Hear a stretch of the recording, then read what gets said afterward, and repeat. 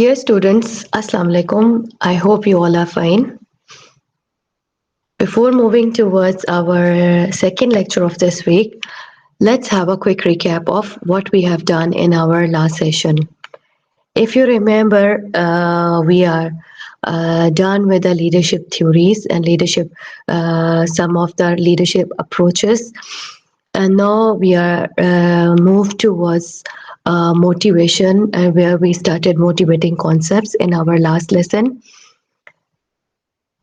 We learned that motivation is a process that accounts for an individual's intensity, direction, and persistence of effort towards attaining a goal. We try to narrow down our focus towards organizational goals in order to reflect our singular interest in work-related behaviors. From this, we talked about some of the early theories which were formulated during the 1950s, where the first theory was hierarchy of needs theory, which is also known as Maslow's hierarchy of needs. According to this theory, there are 5 basic needs within every human being. These can be physiological, safety, social, esteem, and self-actualization, where physiological deals with your physical needs, like including hunger, your thirst, and your shelter, and such body needs. Then safety deals with security and protection from physical and emotional harms. If we talk about our human being social needs, these can be affection, belongingness, acceptance, and friendship. And esteem needs are those where there can be internal factors and external factors. Internal factors can be self-respect and achievement, and external can be your status, your recognition, or attention. The last human need, which Maslow has been described in his hierarchy of need, is self-actualization. Self-actualization is drive to become what we are capable of becoming, which includes your growth, achieving our potential, and self-fulfillment. So these are the 5 basic needs which every human being, according to Maslow's, within every human being, these 5 needs exist. From Maslow's theory, we talked about theory X and theory Y.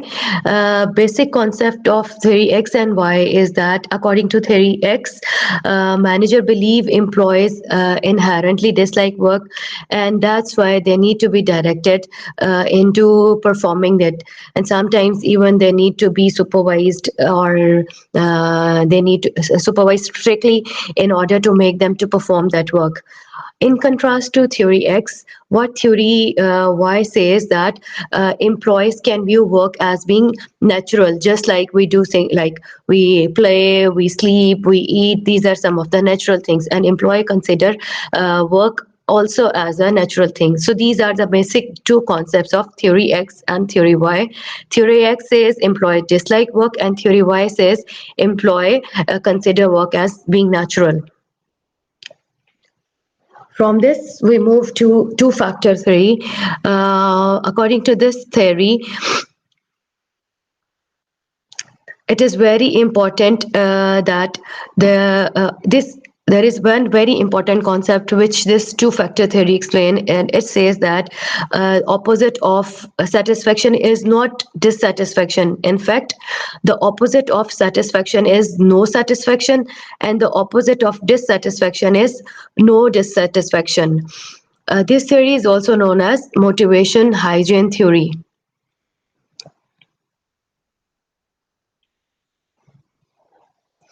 Because according to this theory, opposite, as I already told, opposite of satisfaction is not dissatisfaction. In fact, it means no satisfaction. Because traditionally we have seen that many people feels that opposite of if you are not satisfied with something, that means you are dissatisfied. But this theory says that even if you remove dissatisfying characters from a job, that perhaps may not necessarily make the job satisfying. That's why if a person is that's why it's the opposite of satisfaction is no satisfaction, and you are dissatisfied, that its opposite is no dissatisfaction.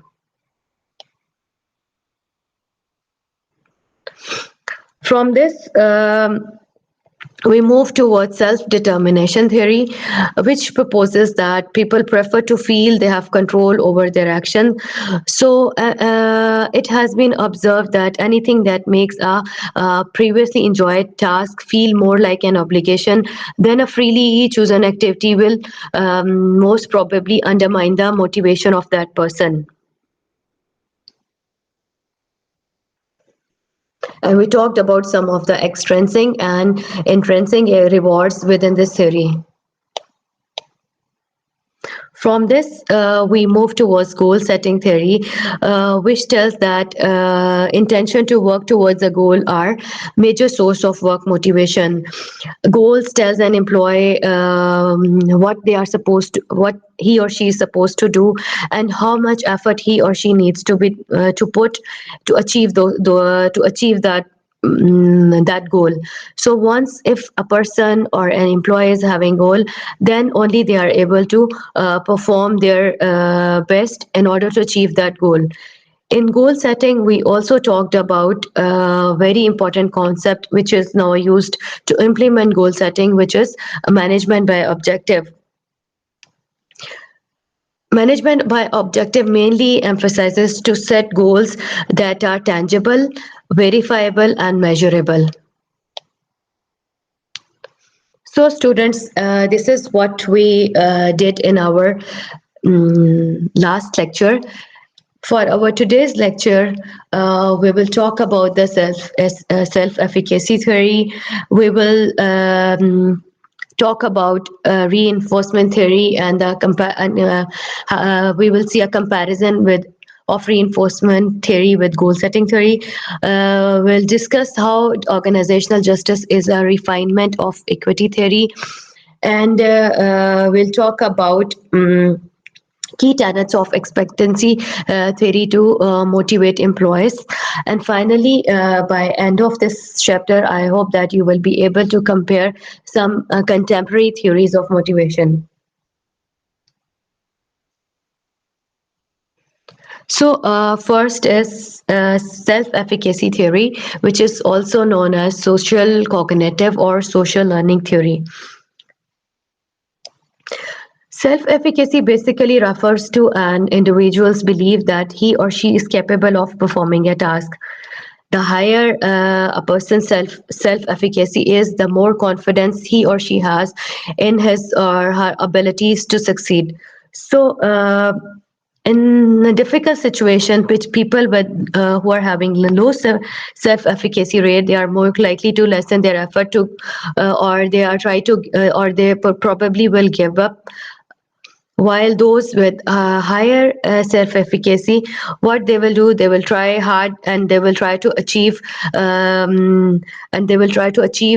goal, or they will they will try to put maximum effort in order to achieve that goal. They try to harder to master the challenge.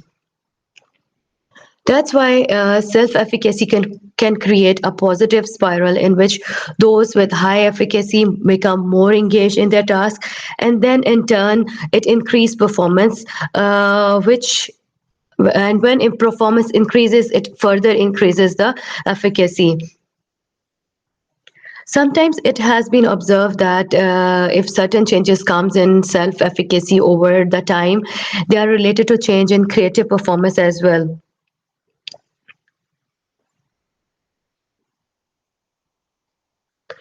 Those individuals who are having high self-efficacy seem to respond to negative feedback with increased effort and motivation, while those persons who are having less or low self-efficacy, they are likely to lessen their efforts if they get any negative feedback. So, how a manager can help their employees to achieve high level of self-efficacy? Best way is to bring goal-setting theory and self-efficacy theory together. It is very important thing to learn that goal-setting theory and self-efficacy both does not compete. In fact, they both complement each other. For example, the employees whose manager sets difficult goals for them will have a higher level of self efficacy, and they will set higher goals for their own performance. You will be surprised at why this happens. It can happen because setting difficult goals for people communicates confidence in them, your confidence or the manager confidence in them. For example, if a boss who has set a higher goal for a person than for his co-workers, how would he interpret this? As long as he don't feel that I am being pegged on, he would probably think that the boss thinks that he's more capable of performing better than others, and this in turn gives him more confidence, and that's why he set higher personal goals to perform better, not only inside the workplace but outside the workplace. And in this way that person tries to give his maximum. There are four ways by which self-efficacy can be increased: by inactive mastery, vicarious modeling, verbal persuasion, and arousal. Let's now discuss all these four ways. The most important source of increasing self-efficacy is an active mastery. That is to gain relevant experience with the task or job. If a person has relevant job experience or task experience, he or she will be more confident that you are able to do that work in a better way, and that's why this improves the performance as well. The second source is vicarious modeling. That means becoming more confident because you see someone else doing the task. For example, if one's friend slims down, it increases his confidence that he can also lose weight too. So, vicarious modeling, it is very important to understand that vicarious modeling is very important when you are comparing yourself, or when a manager is comparing one employee with another of the same level. But this is most effective, and it becomes less effective if a person sees himself or herself as similar to the person who is not on the same rank. So while you are comparing or manager is comparing, it is very important to compare with the same rank or same qualities or same task, or the person on the same task or on the same job. The third source is verbal persuasion. That means becoming more confident because someone convinces you that you have the skills necessary to be successful. uh, you have seen motivational speakers. Generally, they use this tactic to inspire the persons that you can do everything. Finally, is arousal, which increases self efficacy. It leads to an energized state, so the person gets psyched up and performs better.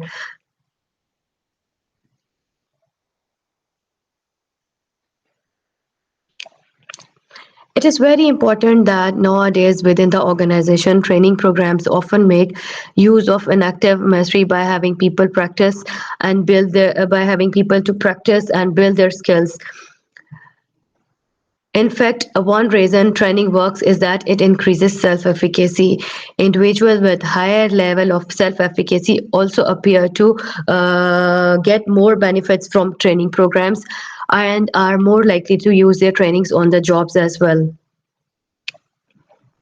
Intelligence and personality, these are the two things which are not present in self-efficacy, but they are also considered to be a very important part to increase self-efficacy within a person. From this, we will move towards a reinforcement theory. As when we were discussing about goal setting, we learned that it is a cognitive approach that proposes that an individual's purposes direct his actions. In contrast to this, reinforcement theory takes a behavioristic view, arguing that reinforcement conditions behavior.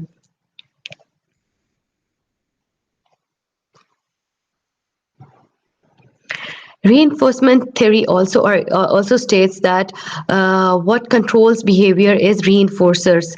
Any consequences that when immediately following responses increases the probability that the behavior will be repeated. It is very important that reinforcement theory ignores the inner state of the individual and concentrates mostly or solely on what happens when a person takes some action. Because this does not concern itself with what initiates behavior. It is only strictly speaking a theory of motivation. But it does provide a powerful mean of analyzing what controls behavior. And this is why we typically consider in discussions of motivation.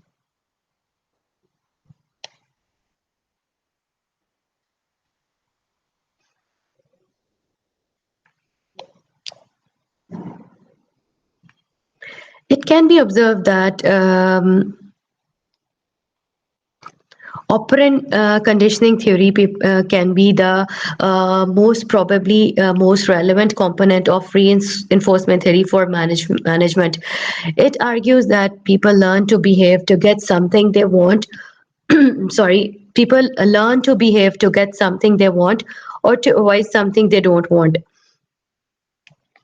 Unlike unlearned behaviors, operant behavior is influenced by the reinforcement or lack of reinforcement brought about by its consequences.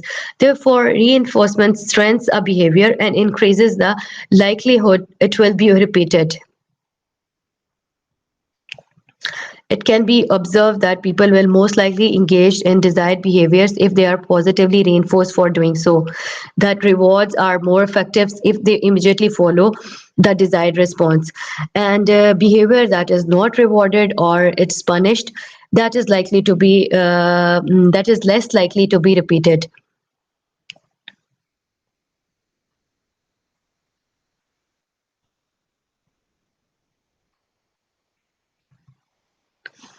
Then comes equity theory. It has been observed that employees perceive what they get from a job situation in relation to what they put into.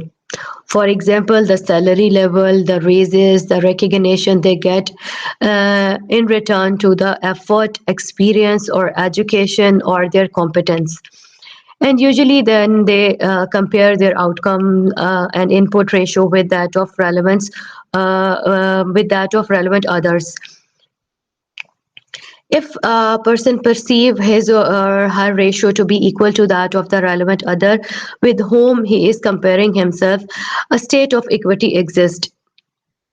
And that person perceives that in his or her situation is in that situation fair and justice prevails.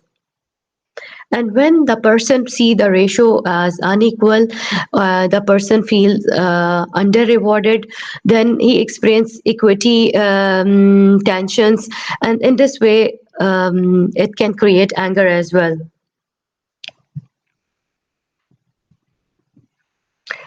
The referent and employee selects adds to the complexity of equity theory. There are four referent comparisons.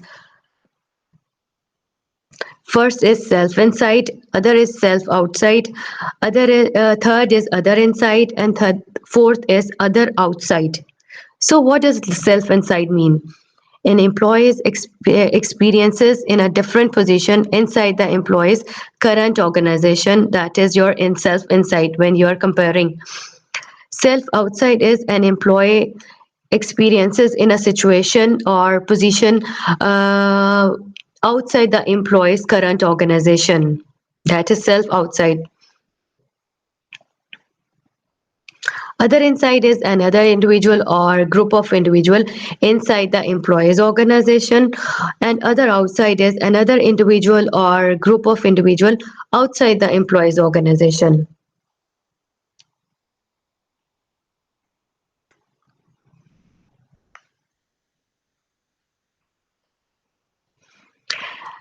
You can see that employee might compare themselves to friends, neighbors, co-workers, or colleagues in other organization, or compare their present job with past jobs.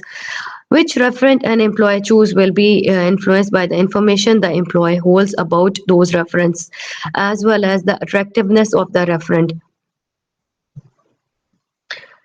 Sometimes these variables can be gender, can be length of tenure, can be level in the organization, and sometimes amount of education or professionalism.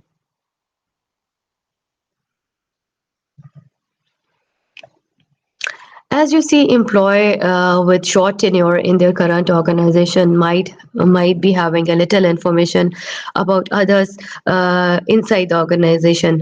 So what they do, they usually rely on their personal experiences. However, though employees with long tenure rely more heavily on co-workers for comparison. It can also be observed that upper level employees, those in the professional ranks and those with a higher amount of education, tend to have better information about people in other organizations and will make more other outside comparison instead of inside comparisons. So, when employees feel that or perceive an inequity, there can be different choices which they will do. First is they will change inputs. That means they will exert less effort if they are underpaid, or they will put more effort if they are overpaid. So, change inputs is one thing they can do. Then is change outcomes. It can be seen that if within an organization individuals are paid on a piece rate basis, then and their pay is increasing with every increase in piece they've made. What they do, they start to produce a higher quantity of units, but of lower quality. So this is known as change outcomes. Then is distort perceptions of self. For example, a person used to thinks that I used to think I worked at a moderate pace. Now I realize I work a lot harder than everyone else. This is you where you distort your own perceptions. Or sometimes you distort perceptions of others as well. For example, another a person thinks that another person who can be his neighbor, who can be his fellow, who can be his friend, that his friend's job is not as desirable as he thought. Or sometimes what they do, they choose a different referent. For example, a person thinks that I may not make as much as my brother, but I'm doing a lot better than my dad when he was of my age. So in this way, the person changes, or person chooses a different referent. Or sometimes what he do, that is the very lowest form of making any decision, that a person leave the field, he quit the job.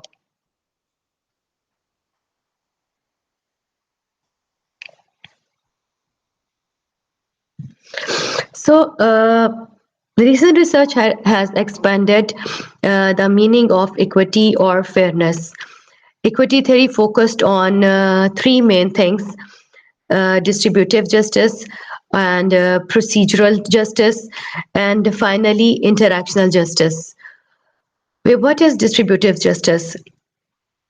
The employees perceive fairness of the amount rewards among individuals and who receive them.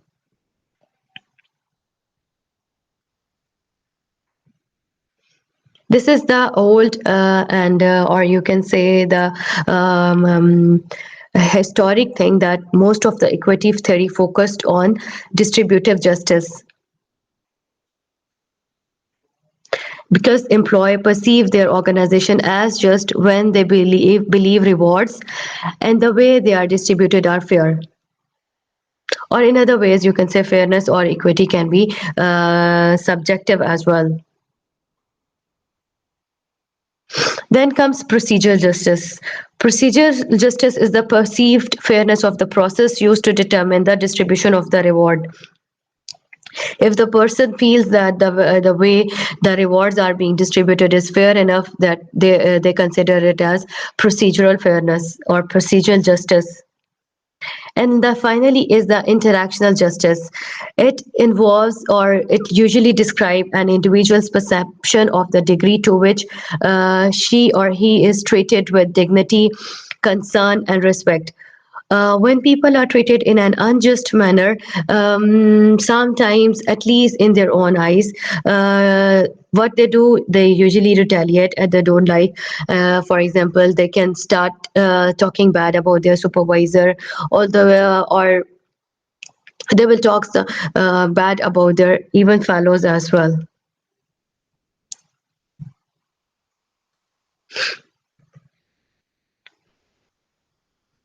It has been observed that managers are indeed motivated to foster employees' perceptions of justice because they wish to ensure compliance, maintain a positive identity, and they also want to establish fairness at work.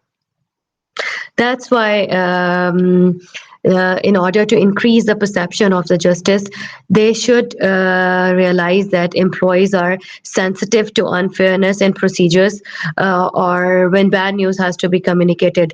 Thus, it's especially important to openly share information about the decisions and about the different procedures, and the manager need to focus on the mainly on the communication processes when they are going to communicate some bad news to the employees. So it is very important for a manager to discuss the justice to it is very important for the manager to provide fair and to provide fairness and justice within the organization's procedures, even the rewards and motivating employees for everything. They need to be fair enough so that the employees feel good for their organization. Finally comes the expectancy theory. This theory argues that the strength of our tendency to act a certain way depends on the strength of our expectations of a given outcome and its attractiveness. In more practical terms, employees will be motivated to exert a high level of effort when they believe it will lead to a good performance appraisal. Because good performance appraisal will lead to organizational rewards such as bonuses, salary increases, or promotion, and then these rewards will satisfy the employee's personal goals as well. That's why this theory mainly focus on three relationships. One is effort performance relationship, then performance to reward relationship, and finally rewards to personal goal relationship. Effort performance relationship tells or perceived by the individual that exerting a given amount of effort will lead to performance. And when the performance will lead to attainment of a desired outcome. When he or she will perform, they will achieve a desired outcome or desired results when they will achieve their goals. And finally, reward personal goals when the person when the person receives some organizational rewards, they satisfy an individual's personal goals or needs as well, and then this way this will attract the employee to work better in the organization. Thus all these relationships interconnect with each other, where one person when he puts on his individual effort, he do his best to perform a job, he gets this will improve his performance, and when his performance increases, ultimately he or she is being rewarded from the organization, and when they are being rewarded, this will improve their personal goals as well. That's why all these things are quite interrelated with each other.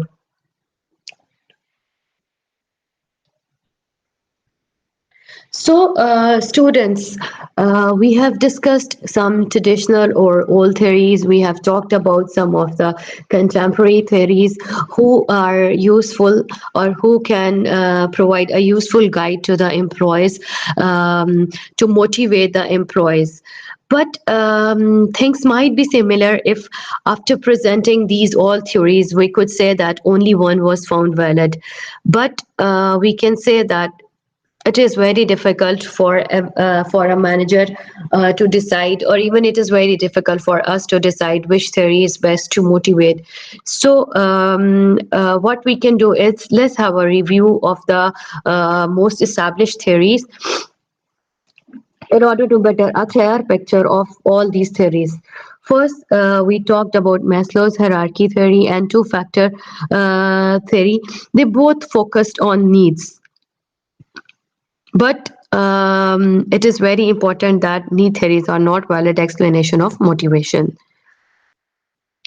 Then we talked about self-determination theory. Uh, it has been observed that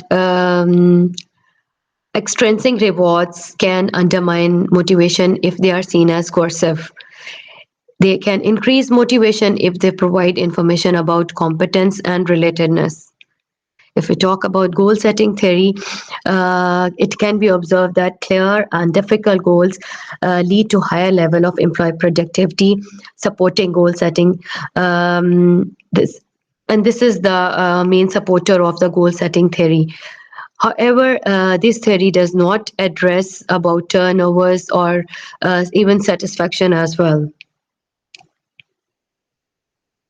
Then reinforcement theory has an impressive record for predicting quality and quantity of work, persistence of effort, and accident rates. However, it does not offer much insight into employee satisfaction or the decision to quit. If we look at the equity theory or organizational justice theory, it deals with the productivity, satisfaction, and turnover variables as well. While the expectancy theory offers a powerful explanation of performance variables such as employees' productivity and turnover and all these things. It assumes that employee can have some constraints on decision making, however, sometimes when they get an incomplete information, and this limits the applicability of this theory. However, this theory appears to have some validity because for many behaviors, people consider expected outcomes. People are more concerned about their personal goals. That's why when they feel that when they feel that putting effort will improve their performance, and improve a performance will provide them rewards, and this will help them to achieve their goal, people will be more likely to perform those tasks and those duties. So students, this is all for our today's lecture. Our next lecture is going to be our interactive lecture. So if you are having any queries or any questions regarding this lecture or my previous recorded lecture, as always I say, you can always contact me on WhatsApp group or Google Classroom, or you can send me a personal email as well. In our interactive session, we are going to have a quick recap of this long chapter, because this chapter we will discuss all the theories, and we will also discuss our project, as we are near to the projects as well. And I have assigned you an assignment which you are supposed to complete when we are going to have our interactive session. And in that interactive session, we will discuss about your project, about that and that assignment, and this lecture as well. Before leaving, let's have a quick recap of the theories which we have learned. We are talking about motivation, and in the motivation, we were talking in our today's lecture, we were talking about different contemporary theories, where first we talked about self-efficacy theory, where we learned that an individual's belief, self-efficacy is an individual's belief that he or she is capable of performing a task. The higher your self efficacy, the more confident you are to achieve a task or to perform your duties. There were four things or four ways by which self efficacy within a person can be increased. One is inactive mastery, vicarious modeling, verbal persuasion, and arousal. From this, we talked about reinforcement theory, which mainly focus on behavioristic view, and this theory argues that what controls behaviors are the reinforcers. From this, we talked about equity theory. This is when employees perceive what they get from a job situation in relation to what effort they are putting into that job. So there were sometimes people compare with other people as well, and these are known as a reference. These reference can be of four types: self inside, self outside, other inside, and other outside.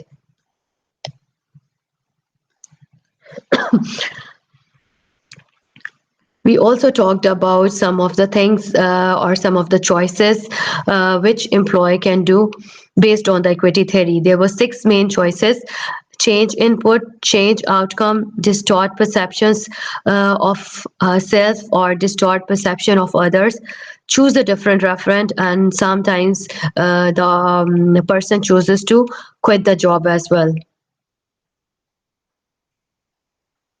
From this, we move on to our last theory, which was expectancy theory. According to this theory, there are three main things which are very important for a person to, because this theory focuses on these three types of relationship. One is effort performance relationship, the other is performance reward relationship, and finally the rewards personal goal relationship.